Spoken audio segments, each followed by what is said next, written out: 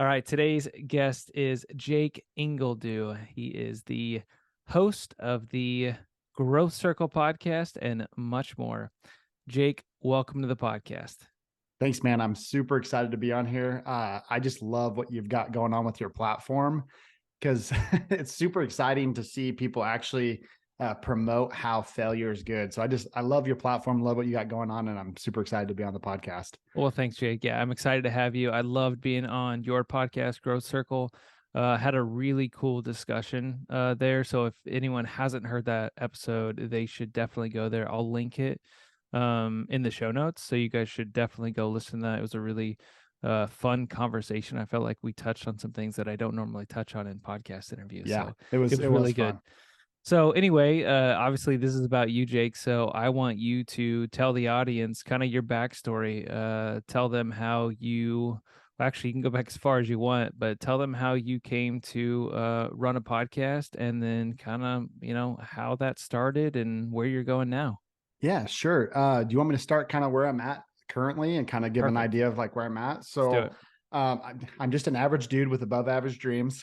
Love it. Like I have financial freedom, right? I don't live paycheck to paycheck. I'm on paper, quote unquote, a millionaire. I don't feel like a millionaire. I have like no money. But what I do have is a lot of time. And so, I've got a podcast, I've got a pest control business, I've got a lawn mowing business, I invest in real estate, and I'm about to launch another podcast. And so it's been a fun journey because, I don't have to stress out about paycheck to paycheck, and I get to pursue things that are important to me and spend more time with things that matter to me, like my family and stuff. So, long story short, right out of high school, I joined the military. I did security forces, which is basically like a cop, except for when I was over in Afghanistan, you could get tasked with different things. And I got tasked with a unit called the Reapers, and we did all outside the wire missions. So basically, it was like a quick response force. So anytime we got mortared in the middle of the night, we got geared up. We rushed out to find out where, we got mortared from, and tried to round up the guys and stuff. So it wasn't like anything crazy, but like probably more crazy than the average American has gotten to experience, but it Yeah. wasn't like super crazy. But And I've got to ask real quick, did you get a yeah, Reaper's tattoo? Do you have a Reaper's tattoo? no, I have Okay. no tattoos, but I Okay. do have. My wife for my birthday got me this big flag that's got like the Reaper call sign on it, Yeah. and then behind it, it's like ammo and guns and stuff. It's pretty cool. But That's awesome. no, I don't have any tattoos. Okay. Thank Just goodness, had to man. check. I No, mean, tattoos are cool, but I was just a Reaper's tattoo would be pretty cool. So that's where I was just yeah, curious. I can't pull it off. You have to be Yeah. jacked for tattoos in my mind. So That's true. It's a good Uh, point. but yeah, so I joined the military right out of high school, did Afghanistan. Right after I got back from Afghanistan, I went on a 2-year church mission. And I'm from Oregon. Okay. So I came to the Midwest. The first area I came to was near Springfield, Missouri. So long story short, served a 2-year mission, met a girl on the mission, went home, was home for 5 days, came back. Within 3 months, we were married because we had been writing letters the whole time. And so we've been married for, gosh, I don't know, 7, 8 years now, 2 kids. That's Um, awesome. and basically, what I did is while I was going to college, I was going to school to be a dentist, of all things. Was over halfway through my major, super excited about becoming a dentist because of the thought of like making good money and having more control of my time. But this whole time that I was going to school, I was doing door-to-door pest control sales.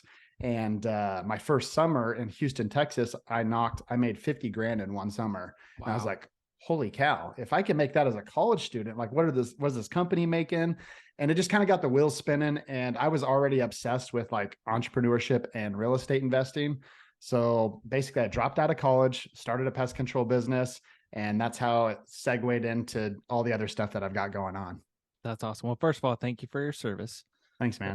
That's awesome. I know it's a sacrifice to do that, even though, a lot of guys I talk to are like, man, it was a joy. It was a pleasure to do it. It's still a sacrifice. So thank you.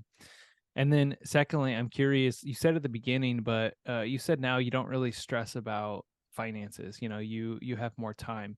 Was there a time that you stressed about finances, like in that entrepreneurial journey? And then what was the tipping point there? Yeah, for sure. Of course I obsessed because I was not currently living the lifestyle that I wanted. And when I started the pest control business, I didn't own a business, I owned another job. And so I had to quickly learn how important it is to, create a vision, and use that vision to help propel your success, but also create systems so that you can free up your time. And so that's kind of what I did, is I just focused on creating systems, just kind of hustling at the beginning with my pest control business. And then I got to a point where all of a sudden I was doing less of the day-to-day operations because of the systems I created. And now I was freed up to go, oh, now I can pursue real estate more. Oh, now I can pursue the podcast more. Now I can go on vacations more with my family and still run my business because I'm mobile now. So I don't have to be, where my business resides. Yeah. What was the path from business to real estate to podcast? Like, why those three things? Oh, yeah, that's a good question. Well, so I was always, like I told you, I was into real estate from while I was in college. While I was in college, I was like looking at deals and going to look at deals, reading tons of books, following Bigger Pockets, like obsessed with the Burr method, yada, yada, yada. And the first house we bought was a 2-bedroom, 1-bath house. And we used a VA loan. So it was zero down. We bought it for $60,000, this cute little house. And I knew when I bought that house, this is going to be a rental someday. That's And cool. in that time of buying that house and starting my pest control business and having a new baby, A lot. it's a lot. Within that first year, I also had bought my first rental property. And so that was my first one I bought. And then I just started buying more. And the next thing you know, I was like, you know what? I think it'd be fun to have a podcast because I love talking to people. Obviously, you can tell I've got the gift of gab, but I love asking people questions and hearing like truly deeply connecting with people. Like I'm tired. I get so tired with the surface level conversations. I'm like, Yeah. let's get deeper. Let's get to some substance and let me like really truly connect with you and be more vulnerable. And I love that about a podcast because a lot of times it gives me that opportunity. Yeah, no, you're absolutely right. So it's interesting. You had real estate kind of on your mind from the beginning, which is really cool. And then I totally agree about the podcast. It's almost like a forced presence where a lot of people I think can struggle, and I can struggle on this too, where in a conversation it's really hard to be present. But the fun thing about a podcast is you are making someone be present, because if they're Yeah. not present, the conversation's probably not going to go anywhere. So Yeah. And then I you're not agree giving with any you. value to your listeners or whatever, Exactly. Yeah. No, that's a great point. I'm curious, kind of about some mentorship. Like, how did you? Well, first of all, there's a couple different things, but you said you went on a 2-year mission. You said you were in the military. Who did you have growing up that was pouring into you, that was kind of leading you into maybe even decisions or encouraging you a certain direction? And then who do you have now? Yeah. So to be honest, I don't feel like this is fair to say. Like, I want to say no one Hmm. at the beginning. And I don't feel like that's fair to say because like my parents are good people, but they're people that, struggled paying their bills. They've been bankrupt a few couple times. Like, they never asked me about what was going on in school. They didn't really care about what was going on in my little world. So I think I was left it to myself, Mm. in all reality. And that's a long story in and of itself. But currently, or through my journey, a lot of my mentors have literally been reading books. Like I'm obsessed with self-improvement and growth. And I think everybody should be. So I constantly am reading books. I'm constantly listening to podcasts. I have a lot of mentors that don't even know they're my mentors because it's not like a formal thing Yeah. that I learned from. So I've got a lot, and I've had a lot of key mentors that have helped me along the way to get to where I'm at today for sure. Yeah, that's awesome. And I love the books thing. I think that's such an easy path for people. And it really is. It's crazy if you really think about it. And I know people have talked about it before, but if you think about it, a lot of books are a lot of hours. Sometimes it's an entire life wrapped up in one book. So it's like having a mentor in your pocket. So sometimes I feel like people can overlook the book as a mentor because it's so simple, it's so easy to access. But man, there's gold in books, and I wish more people would open their eyes to that. And what's so funny about it too, this is, and I know you're spiritual and Christian and stuff, but like Yeah. the easiness of the way, like for whatever reason, because of the easiness of the way, a lot of times we don't do these things that have huge implications and impact on our life. Yeah. And I love reading books. Actually, the way I do it, and this is just a little hack that's been super helpful for to me, is I listen to it on like a 1.5 speed or higher, but typically about a 1.5 speed. I read along with it with the book and the audio, and then I'll pause it, make notes, right? And I just learn so much faster that way. That's awesome. Yeah, that I've never tried that before. Usually I'm like highlighting things and doing that, but I bet that helps a lot. Oh, a ton. And it helps me read faster. Like I've learned to read faster just because it's on a faster speed. So I'm Yeah. hearing it at a faster rate. But And anyways, talking that's just about a being, little. yeah, talking about being present. I mean, you are present. Like you're not focused on any audio while you're reading, because that's sometimes I can do when I'm reading. If I'm in an environment, my mind can wander, and then I Yeah. go through a whole page and I'm like, crap, what did I just Yeah. read? I got to go back and read it. So that's a good way to do that. I may have to try that. Yeah. What I also like to do that I've got, you can't see my office, but I've got whiteboards literally all around me.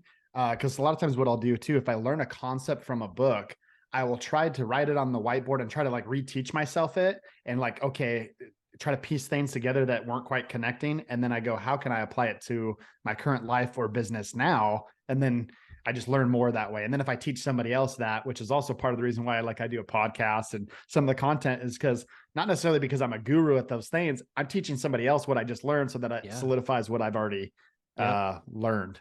For sure. And that's what I talk to people, because there are people that are like, well, who are you to run a podcast? Who are you to do this? And I'm like, really, I'm just learning on the fly. I'm just publishing it. So this, it's Yeah. like a public journal. That's the way I Yeah. look at it. It's like, Yeah. if you wanna listen along and learn with me, cool. If not, it's okay. I don't care. Yeah. It's all good. Yeah. I Um, love it. That's exactly why I started a podcast. It was for to learn and grow and to connect with people and hopefully provide value to other people. But yeah. selfishly, a lot of it's just for my own personal growth. Yeah. No, I know, I definitely know you provide value for sure. So I'll put you on the spot. What's your favorite book from last year, and then your favorite podcast you were listening to last year? Okay. Uh, my favorite podcast from last year is probably the Ed Milet podcast. So that's Yeah, an easy one for me. And my favorite book from this last year. Ooh, a tough one. that's a tough one because I've read so many this year last year. Um, I would probably have to say $100 Million Offers by Alex Hermosi. I haven't read that one. I don't think I've even heard of that So one. good as far as like marketing and creating offers that people feel Okay. stupid not to say yes to. It's so good. Okay, I'll have to check that one out. Yeah. And then I agree on the Ed Milet. I really like Ed Milet. I actually just had a road trip today and I listened to him with John Gordon. Have you heard that one? um It's the newest one. no, I haven't. No, I Okay, haven't. so you should listen. I love John Gordon.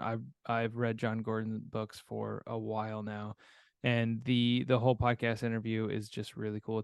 It obviously John's a Christian and he is very spiritual, so they kind of go down the spiritual rabbit Yeah. hole. And they talk about, neurological pathways, and it's a really good episode. So you should check that Yeah. one out. I may just His link it in this episode. I'll definitely check it out. He's my favorite. He's probably my favorite podcaster. Just the way he conducts himself, the way the content he brings on. I mean, if I could be like any podcaster, it'd probably be Ed Milet, man. I just Yeah. love that dude. He's definitely got an energy about him. I mean, I think Yeah, he'd scare me if I saw him in person. I'm like, are you for gonna hurt sure. me? But For sure. he does a good job. Yeah. So obviously the topic of this podcast is failure. So let's kind of touch on some failures. Can you think of any stories of failures just starting out? And then before you get to the stories too, kind of tell me how failures have played a role in your success. Yeah, it's man, where do I start? Because I have so many failures. Yes. This is what I love about like your podcast and this platform is man, I get to be vulnerable and share with the world all the mistakes and mishaps that I've made. Which is kind of cool because that's where Yeah, learning happens. absolutely. Um, I let me share with you my like one of my biggest failures that I still hold on to sometimes. It was in door-to-door pest control sales. So like my first summer, I told you I made 50 grand, which is like that's a lot to a college student in one Yeah. summer. That's a lot of money. But I have friends making 100K, 200K, 300K in one summer. Wow. And I was a naturally gifted salesman. Not because I was good at like sales tactics, but because I could quickly, genuinely connect with somebody. And so I think a lot of times they just bought. So I was really good. So I was always ahead of everybody in sales, like that was on my team. I was like, boom, boom, boom. And I just blow them out of the water. But there's this one summer that I blew everybody out of the water. I got to like 100 sales. I was like the first one to 100 sales. And then something's happened in me, like where I was just like, what's the point of this? Like, I'm not motivated by money. I kind of discovered that. Um, and I just kind of went through this like almost depression state to where I just was like being a lazy sack. And Mm, I shouldn't say completely lazy, because like I was researching marketing and how to start an online business, which a lot of that stuff I learned actually helped me with my pest control business and the podcast and stuff that I see now down the road. But my biggest regret is I wish that I would have grinded a little harder mm. and been more consistent with the sales, because I was so good at it. I could have made so much money my last summer that starting a pest control business would have been a lot easier. Mm. Yeah, and that makes sense. But I mean, obviously, it's easy to be hard on yourself looking back. But Yeah. in the moment, it sounded like you were just searching for purpose because you Yeah. discovered that money isn't everything, but Hmm. it's almost like a time to reflect. So you say that you weren't grinding, but maybe you're just in a moment of reflection, is what it sounds like. Yeah. Yeah, for sure. And it's funny because I've come since then. That was like the first moment I noticed it. And I actually haven't publicly talked about this, but I think, and I haven't tested myself, but I think I might be like either on the spectrum for either like autism, or I'm either OCD, ADD, or bipolar, which I'm sure a lot of entrepreneurs feel that way. Yeah. But I go through these cycles, like with the seasons where I'm super manic and super high achiever, you can't stop me, to where I go into this like almost more lazy, more lackadaisical, but it's a lot, but I do a lot of introspect, Yeah. inner reflection. Yeah. So I don't know. No, if I can speak to that genuinely, I don't think you have OCD. I don't think you have any of that. I feel like I have the same things. Like there are moments and there are seasons where it's just like I know it's go time and I go and I'm excited. And then there's moments of reflection where Yeah. I'm really not producing anything potentially. But I'm really enjoying where I'm at. And maybe I'm reading a ton, I'm praying a ton, I'm walking, and I'm not like, quote unquote worldly just producing, Yeah. but I'm in a moment. So it's almost like it's like the entrepreneur or like creative roller coaster. Like you're going up and down and up and down. Hmm. It's almost one of those things where you just have to enjoy the ride and Yeah. not maybe point fingers, or at least I try to do this, not point fingers at myself to be like, oh, I'm weird because I was grinding a month ago. Now I'm like Yeah. hanging Yeah. out and I haven't done anything for 3 days. Well, it's so Um, hard because like the American culture and just like the stigmatism around business and entrepreneurship, it's like grind, grind, grind, grind, yeah, grind.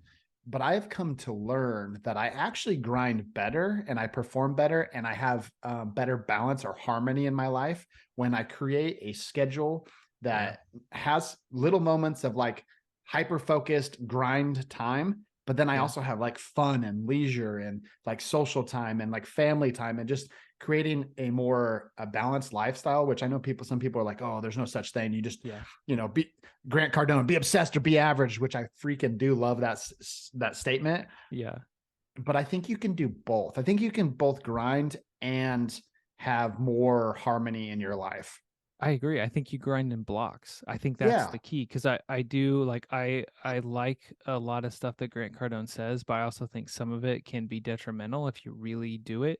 Yeah. But I'm all about like focus. I mean, you've heard of like focus blocks. It's like I Mm-hmm. can grind within a 4 hour period and focus, turn off all distractions and grind more in those 4 hours than most people can in 12.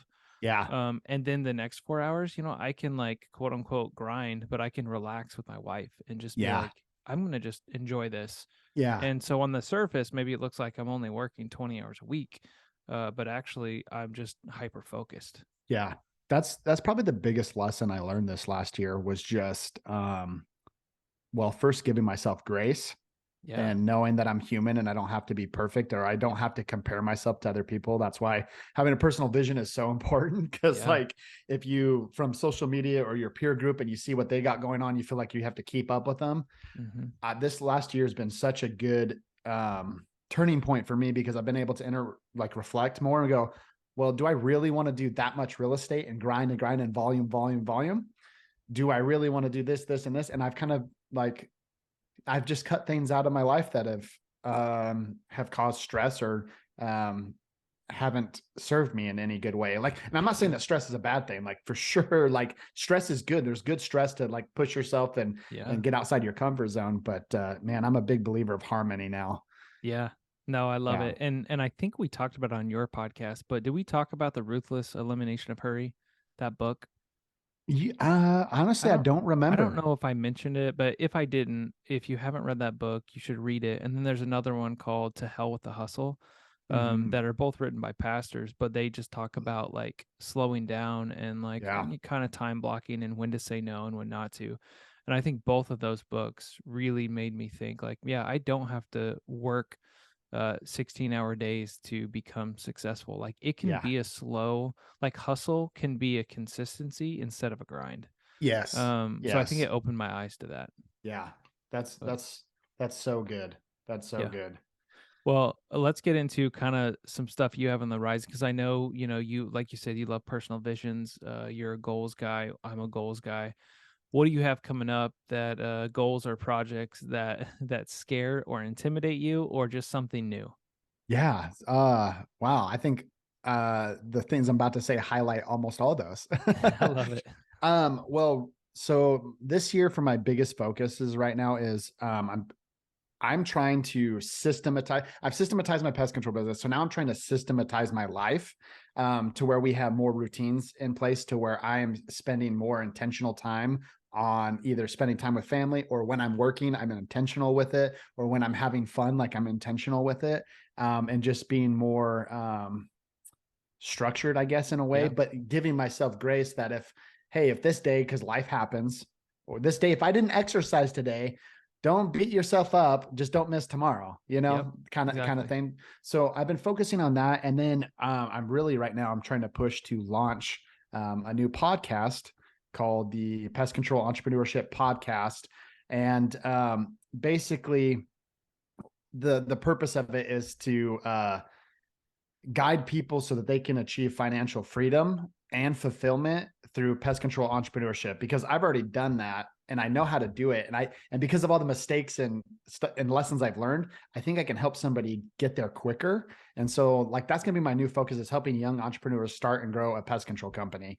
And then we might segue into maybe service-based businesses, because I also have a lawn mowing company. But that's kind of like my big goal right now, is to get that launched, get that going. I'm really this year I'm focusing more on creative stuff instead of Yeah. like monetary goals. I'm more like focusing on routines, and Yeah. I have a whole system of like making sure that I'm doing those routines at least 70% of the time, like 80-20 principle, right? Yeah. 70 to 80% of the time, and giving myself grace. So if like there's days I don't, hit those things, it's okay. As Yeah. long as I'm on 70 to 80% of the time, because consistency is going to compound itself over time. Yeah. Yeah. And I know this is kind of generic, but have you heard of the 2-day rule? No. So Oh, you know what? I think I maybe have. Is it like what Atomic Habits talks about, where it's like you can miss one day, but don't miss two? yeah, I think it is in Habits. But yeah, that's what if you're learning something new or trying to get a new habit, it's like give yourself grace in that one day Mm. you miss and then just get back on the horse, which is exactly what you're saying. Yeah. Yeah. Which definitely helps me too, because there are times where I'm like, oh, I'm going to get this. I have a day off. And then I'm like, well, I guess I got to do it today or just Yeah. stop doing it. I think the something that I've also learned is like you can also too is like, as long, even if you, like I call them 1 minute or 5 minute miracles, Yeah. even if like say you're supposed to exercise today and you're like, dude, I don't have time, I don't feel like it, blah blah blah blah blah, at least do 1 minute or 5 minutes of exercise, even if it's just like air squats, Yep. push-ups or whatever, because you're still casting votes, just like in Atomic Habits, like, but you're still casting votes for the type of person you want to become. And so you're basically saying, I'm the type of person that shows up and works out. So just even the small little micro miracles or whatever you want to call them matter. I love it. Yeah. And I don't know if I should share the secret, but I will. I still have not read Atomic Habits.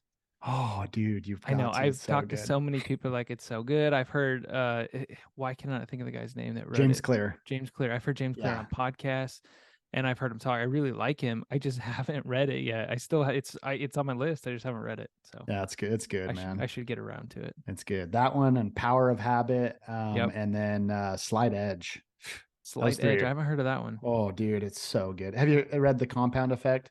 Yeah, I love the compound effect. Okay, it's kind of like The Compound Effect, but I think it's better. But it's one Okay. of those books, like I think he didn't set it up to where you can get it on audiobook. You have to buy the physical copy. Oh wow. But Okay. it's good. It's good. Yeah, the compound effect is probably one of my top. 2 books. Like, I Same. love the compound effect. It really Yeah. changes. So The Slight Edge is what it's called? Yeah. Yeah. Okay, I'll Yeah. look that one up. Definitely look that one up. It may go in my newsletter as a recommendation. Who knows? Yeah. And I mean, it's essentially like the compound effect. It's just basically, and atomic habits. It's like just consistently doing the small things is going to compound itself over time. And then you're going to see significant results. And people are all of a sudden going to say, oh, you're an overnight success. But really, you did small, tiny things that led to the big, I love miracles or that. whatever. Yeah. Well, okay, so let's play this out. If it, let's say 6 months from now, you start the new podcast and it grows and it grows, and someone comes to you and they say, "Man, you're just an overnight success." How would you explain that to them? What would you say to them? That's a good question. Uh, I don't know. I might respond like it sure doesn't feel like it. Yeah. Cause like you didn't see what I had to do daily and all the, just the mindset and psychological stuff behind everything. Cause I mean, gosh, it's such an inner battle. Success is such an inner battle, and Yeah. it's all relative too. That's what's so funny about success. It's like, you don't have to have millions to have financial freedom and to live the life that you truly love and that you've designed for yourself. But anyways, to go back to the question, sorry, I kind of You're good. I love it. side railed a little bit. Man, I don't know what I would say to that. I'd probably just be like, if only you knew, man. Yeah. Like, I don't know. What was it? Someone told, or I don't know if I heard it or I was talking to someone, but they basically said if they want someone to ask a question, they'll just say, you don't want to know, or like you wouldn't understand, and then it like piques their interest and like, Uh-huh. well, okay, then they start asking questions, That is which I thought good. was an interesting way to segue into like maybe telling someone where you came from or whatever it is. So I'm Yeah. Yeah. gonna remember that one. Or you could do like split the difference and ask like a no question, Yeah. like, do you think it was easy? Yeah. Yeah. Just like ask them, do you Yeah. think it was easy? And then they might be like, oh, maybe it wasn't. Yeah. Or they just say yes, like, yeah, and they're like, oh well, that didn't work. Yeah, that's true. That's true. Never mind, we'll just move on. So Yeah, I'm not um sure what I would say. I've never actually I don't feel like I've had the status yeah. that's portrayed on social media of like what success looks like. Yeah. But so I don't know if anybody would ever say that to me, but Yeah. I've already in my mind have achieved a certain level of success because it's all relative to me. It doesn't matter Yeah. what Justin thinks about my Yeah. success. I'm enjoying my success because I'm living a life that I enjoy. Exactly. Yeah. No, that's really good. I kind of want to go back too because I'm curious. So we kind of, you mentioned it, I mentioned it, but the 2 year mission that you went on, Mhm. what was that? Yeah, so I started a 2-year mission for the Church of Jesus Christ of Latter-day Saints. Uh-huh. And which is funny because it helped me with door to door. Because basically what I I'm doing bet. is going Yeah. door to door and I'm just sharing the gospel of Jesus Christ and trying to share the message of Jesus Christ Yeah. and just teaching people is basically what we did, or service projects and stuff. And I did that for 2 years, and we couldn't like you've seen the missionaries out with the white shirts and ties, Yeah. like that was me. And we couldn't, do like no girls, no going on dates, no like And going to the how old were you? movies. Well, so it's funny because I'd gotten back from Afghanistan. So I was 22 when I went on a church mission. Okay. So most of the guys that are going on church missions are between 18 and 20. So I'd Wow. already been to like Afghanistan and everything and went on this mission. And like, I'm serving with these guys that are like, I don't know how to do my own laundry. And I'm like, are you kidding me? I bet that would but, be a different perspective. but For it sure. was a good, it was a good experience for me. I learned a lot about myself. I learned that I love teaching, and I learned how powerful it is to ask in what I call inspiring questions, to get deeper with somebody and learn how to actually connect with them and help them in a more intimate, personal level. It was a good experience. Yeah. You said it helped you in your door-to-door sales. Did you get people closing the door in your face a lot? Oh yeah, for sure. I had somebody answer the door with a shotgun. Oh my. Yeah. Which is funny because like I just gotten back from Afghanistan. So I like wasn't like in that moment wasn't like fearful. I was just like, I went up to him, smiled, shook his hand. I'm like, and I think it made him so mad because he didn't like intimidate me. So You he like weren't just fear. slammed. Yeah, he just slammed the door. He was so mad. That's funny.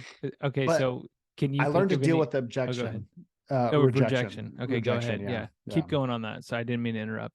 Oh no, you're good. Yeah, so the big thing I learned is to just deal with rejection. Yeah. And it also helped me because it's uncomfortable to be wearing a white shirt and tie, riding bikes, and everybody judging you, going, "Oh, those are those missionary people that are Yeah. trying to convert us to their religion, blah, blah, blah." Which when I was doing that, I didn't look at it that way. I was just like, I want to connect with people. And if our message can help you, cool. If not, no worries. But it helped me to overcome like worrying about what other people think about me, and dealing with rejection. Yeah. You get a lot of rejection. So I can imagine. I'm curious what you said the shotgun story. What's the funniest story you had from any interaction during those 2 years? Because I assume you had a lot of interactions. yes, yes, man, I can't think of like, Or one that stands out. It doesn't have to be the funniest, but like just okay, the one that best stands interaction. out. This was like crazy, man. And it's so funny because like when you're a missionary, you're trying to be consecrated, right? You're trying not to be the worldly you. Yeah. So we were teaching this family, and out of nowhere we hear like this dum, dum, dum, coming to the front door. We're like, what the heck? And all of a sudden the front door gets kicked in, and this guy's got a crowbar and he starts bashing everything, and he's going off. The people we were teaching, it was the lady's son, and his ex-wife was there with his kids or whatever, and he was mad that his mom was visiting with her Oh because they're my. not together anymore. And he was a truck driver, so he had pulled up. Anyways, he started smashing everything. And I remember getting up because I was like, dude, I'm gonna get physical with this guy. But then I was like, oh, I'm a missionary. Maybe I gotta play this a little more tactfully, and try to use my words. But anyways, long story short, he like smashed in the whole front porch of this house, and it like caved in Oh because he my. just tore it all up. The house like was falling apart because he just went on a rampage. Wow. But anyways, the cops came and it was all handled. But I was just like, we were teaching, we're talking about Jesus Christ, and out of nowhere, this guy just busts in the door and just starts going crazy. That's crazy. I think in that moment I'd be sitting there thinking like, does this guy think that like I'm like in here with his wife and like he's Oh like on the yeah. road and then he's gonna hit me with his crowbar? I would probably be a little intimidated. I'm not gonna Yeah, lie. I know my companion, the guy that I was with, because you serve in pairs, in, Yeah. in areas. I remember seeing him like super shaky and he was like so nervous.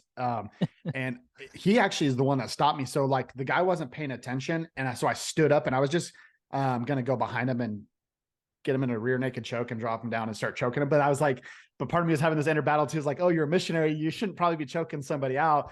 I remember I stood up because I was going to go grab him. And my companion said, no, you like, just stop, dude. Like it will play out just fine. And so he kind of stopped me from like getting physical. Probably for the So best. Little yeah, did for little sure. did that guy know that he was dealing with a reaper from the army. I mean, it's like, Yeah. Which is nothing to, brag about. Like, dude, I'm a wimp.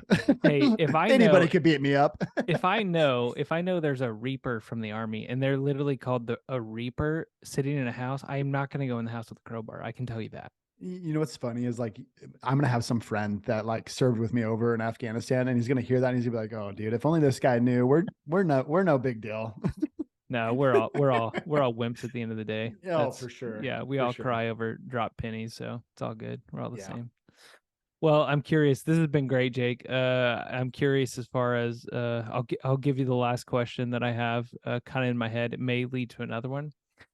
But looking ahead, if you were to sit 5 years from now and tell yourself something, what would you look forward to telling yourself 5 years from now? Mm. The first thing that maybe I should sit and think on that question a minute because that's a really good It's a question. loaded question, I know. But I think the first thing that came to mind is like if I were to look back, if 5 years from now, Jake, 5 years from now, if he was looking back and talking to me, he'd probably say, dude, enjoy the journey and be Mm, more present and intentional with your time. that's really good. I think that's probably the biggest lesson Yeah. or And that's what I keep advice. hearing. Yeah, that's what I keep hearing over and over is just enjoy the journey. I mean, Mm-hmm. I don't know if it's Confucius that said it, but a lot of the old time guys, the new guys, they all like it's just funny. You hear a new guy say it and he's like, "Oh, that's fresh, that's new." And I'm like, "That's not new. That's been No, around for like no. 2000 years." Not to bash anyone. I'm just saying like that's what I hear over and over. Just enjoy Yeah. the journey. If you can Yeah. enjoy the journey, the results don't really matter. You just enjoy the journey by being present. So I love Yeah, that. for sure. And it's so hard because as entrepreneurs, we're always chasing the future, Yeah. kind of. So it's something I've struggled with, but man, the gold nuggets are in the present, man. It's I've realized how much I've missed out by not being present. I like Um, that. Yeah, I like that. The gold nuggets are in the present. That's really good. yeah, yeah. Yeah. Well, like I said, Jake, this has been awesome. So I know people want to reach out, learn more about you. So if they want to, where can they find you? Yeah, so I'm all over social media. So you can just type in Jake Ingledew. You can find me on, all the platforms. If you're interested in like broader entrepreneurship type topics, or like real estate investing, or just like whatever's on my mind and like on my thoughts and heart, go to the Growth Circle podcast, check that out. But if you're specifically interested in starting and growing a pest control company to obtain financial freedom and fulfillment and create a design a life that you truly love through pest control entrepreneurship, check out that podcast. Actually, I haven't launched it yet, so it should be next Yeah. week. I should launch it, but once Awesome. I do, check that out. And yeah, reach out to Yeah. me. No, I would highly recommend the Growth Circle podcast. You've done some really fun episodes. So, and I mean, like I can say that partially because I was on one of the episodes and I had a great time. So I know the job you do. So definitely reach out. People should listen to that show. And like I said, I'll put a link to that. And then once your pest control podcast launches too, I'll go back and retroactively put a link to that as well. So, but at the end of the day, Jake, thanks for sharing your wisdom. Thanks for kind of grinding. I know we talked about it, but you've done a lot. You've already got a podcast rolling. You're getting another one rolling, and thanks for just sharing and taking the time to be here. Really I, appreciate it. I appreciate it, man. It's a blast being on your podcast. Like I said before, I love what you got going on. I love the concept of uh, how important it is to fail, and to fail quickly, and to fail forward. And I love that you're sharing this message, man. Awesome. Thanks, Jake.